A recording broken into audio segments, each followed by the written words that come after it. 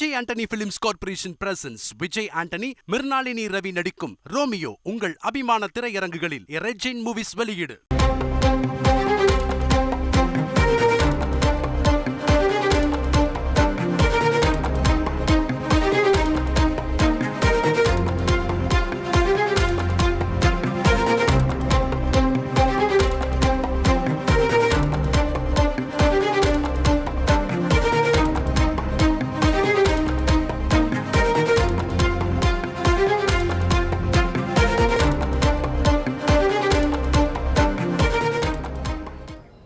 ஜம்மு காஷ்மீர் விரைவில் மாநில அந்தஸ்தை மீண்டும் பெறும் என பிரதமர் மோடி உறுதியளித்திருக்கிறார். முழு விவரங்களை செய்தியாளர் ரமேஷ்குமார் வழங்கிக்கலாம். ரமேஷ்குமார், வணக்கம். ரமேஷ்குமார், இந்த அறிக்கையின் முழு விவரங்கள் என்ன? ரமேஷ்குமார், அதாவது மக்களவை தேர்தலை பொறுத்தவரை ஜம்மு காஷ்மீரில் மொத்தம் 5 தொகுதிகள் இருக்கின்றன. இந்த 5 தொகுதிகளுக்கும் 5 கட்டங்களாக தேர்தல் நடைபெறுகின்றது.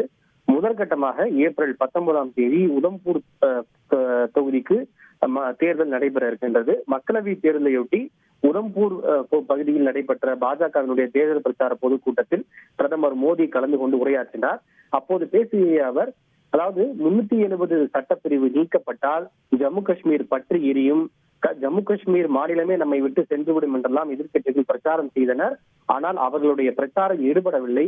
எனவே அவர்கள் தற்போது ஜம்மு காஷ்மீரை பற்றி மாநிலத்திற்கு வெளியே பல குழப்பத்தை ஏற்படுத்தி வருவதாகவும் 370 சட்டப்பிரிவு நீக்கப்பட்டதால் எந்த பலனையும் அடையவில்லை என பிரச்சாரம் செய்து வருவதாக குற்றச்சாட்டு ஒன்றை முன்வைத்தார். மேலும் ஜம்மு காஷ்மீரில் சட்டப்பேரவை தேர்தல் நடைபெறும் நாள் வெகு தொலைவில் இல்லை என தெரிவித்த பிரதமர், ஜம்மு காஷ்மீருக்கு தன்னுடைய மாநில அந்தஸ்து மீண்டும் பெறும் எனவும் அவர் உறுதியை அளித்திருக்கிறார். முழு விவரங்களுக்கு நன்றி ரமேஷ்.